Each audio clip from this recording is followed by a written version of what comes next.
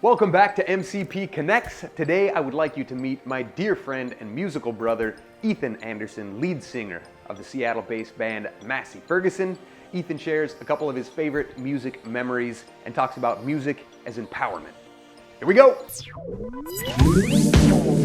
Maybe the God's gonna be on my side, swear to raise me up on high. Maybe the God's gonna be on my side, ain't gonna go backslide. Maybe the God's gonna be on my side.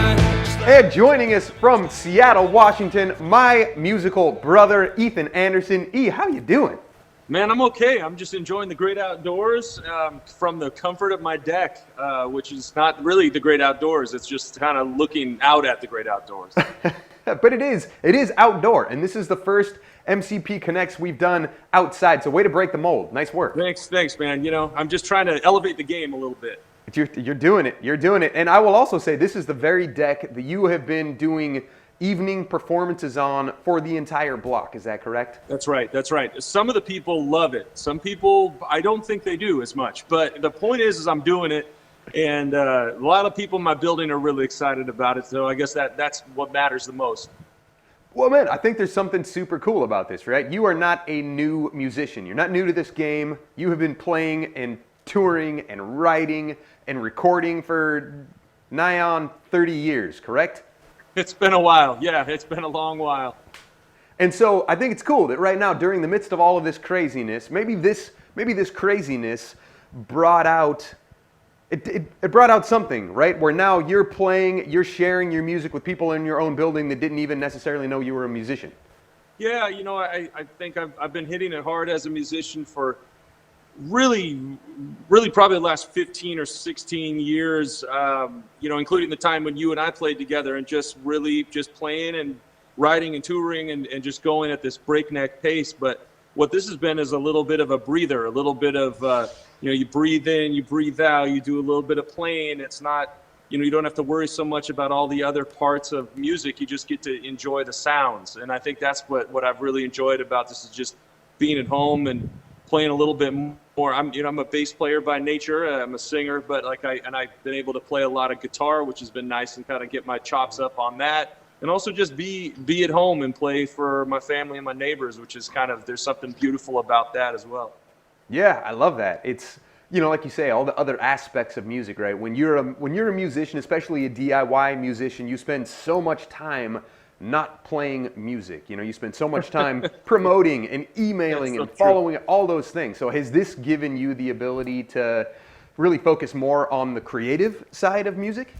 Yeah, for sure. And I've been doing more things, like kind of like reading and then trying to figure out how that could translate into some sort of inspiration for a song, you know, with less pressure to do all those other things, the promotion and the you know, social media and all the press type of stuff that you do when you're in a band, especially a band that's touring. It's given me a lot more time just to reflect on what I want to say in music, what I want to express.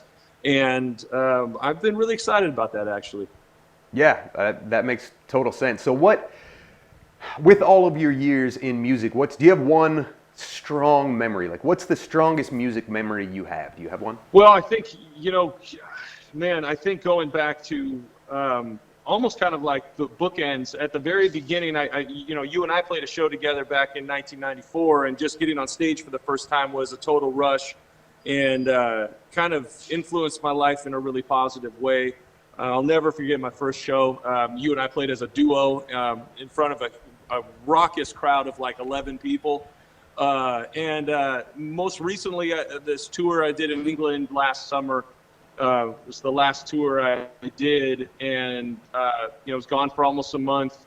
Played a ton of shows, played on the BBC, did a bunch of like stuff that I just probably couldn't have ever imagined as starting off as a kid playing my first show. So I think those bookends are two very strong memories I have that I think about now that I have so much time to think. No, I love that though. I mean, you know, the being able to see retrospectively all of those years, and you have to keep that focused, right? Because then the accomplishments are so much sweeter and they mean so much more with all of the years spent trying to accomplish those. If it came out of nowhere and you just had massive success, you wouldn't appreciate it the way you do. True. And I think it's that there's plenty of time to think about gratitude right now, and you know, for the stuff I've been able to do, even if certain things that have eluded me in my career, I'm not thinking about those so much. I'm thinking more about all the stuff that I've done that's meant something. Yeah. To me, to other people, to whatever. Yeah. Well, and let me take this moment to thank you, because like you said, were it not for you and I in our teens dabbling, playing music, playing shows, playing at the Tropic of Cancer in Everett, right? Yeah. Oh yeah, that was so good. Man, that completely affected and impacted the entire course of my life. And the reality is, this right here, you know, Melodic Caring Project, none of this would have been were it not for that fateful day when you and I met up and started playing music, and you know, and subsequently became great friends and touring partners and the whole shebang bang. So thank you. Yeah, of course, man. Thank you. That's a huge part of my life. Now, sights and sounds of a city. We got the garbage man coming in. Speaking of outdoors, the great outdoors is the garbage. But yeah, I think that's the biggest thing about music is the inspiration that it gives. I think, you know, one other thing about our early shows was finding other people that were also playing music, people that were older than us. I mean, we had a lot of really great mentors, and I think that's something I've been thinking about more now that I'm here is who can I think about being a mentor for, who's trying to play, who's like us, that's kind of nervous and pretty unpolished, but is trying to really get out there and working really hard at it. And I think that's something I'm going to try to do a lot better if we ever get out of here. I love that. Like it's like the Muso Big Brothers Big Sisters program. It's beautiful. Right. Exactly. Yeah. And I think that's I've tried to do that a little bit, but I think there's so many young musicians in their teens and early 20s that kind of they've got the energy, they got the will, but they just don't know the process, and that's something that comes with age. Yeah. That makes total sense. So, curious, with all these years, with all this experience, do you have one word that you can wrap music up with? This has been a question we're asking, and artists have said, a doorway. Artists have said it's food. Artists have said it's freedom. What is music to you in one word? I would say empowerment. You know, I think so much of being a human being is trying to express yourself, trying to carve out your own place in the world, and there's so many things going on around you, and so many things, so much noise, so much distraction. Where does your voice matter? And I think there's something about playing music and being part of that community that's been very empowering for me, just to find my own voice as a musician and as a man, as a human, as a person. And I think empowerment would probably be the first thing that comes to my mind. And that goes back to our first show. The first time we played, I felt this sense of empowerment, even though I was only 17. It was like, wow, I got something to say and I know how to say it. And that was a big moment for me.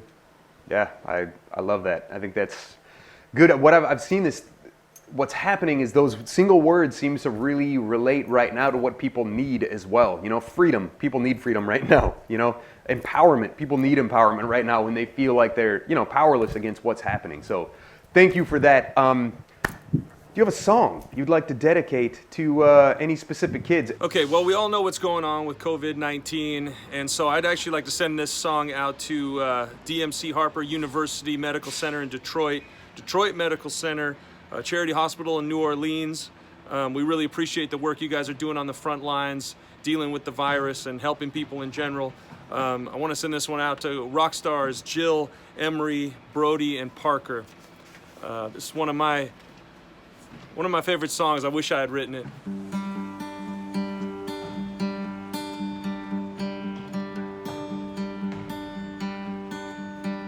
Fall is here, hear the yell, back to school, ring the bell, brand new shoes, walking blues, climb the fence, books and pens. I can tell that we are gonna be friends. I can tell that we are gonna be friends. Walk with me, Susie Lee, by the park, to the tree. We will rest upon the ground and look at all the bugs we found. Safely walk to school without a sound. Safely walk to school without a sound. Here we are, no one else. We walk to school by ourselves. There's dirt on our uniforms, chasing all the bugs and worms. We clean up and now it's time to learn. We clean up and now it's time to learn. Again, the garbage truck.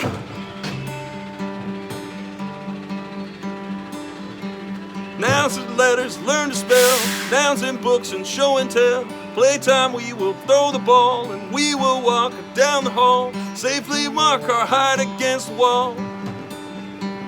Teacher marks our height against the wall.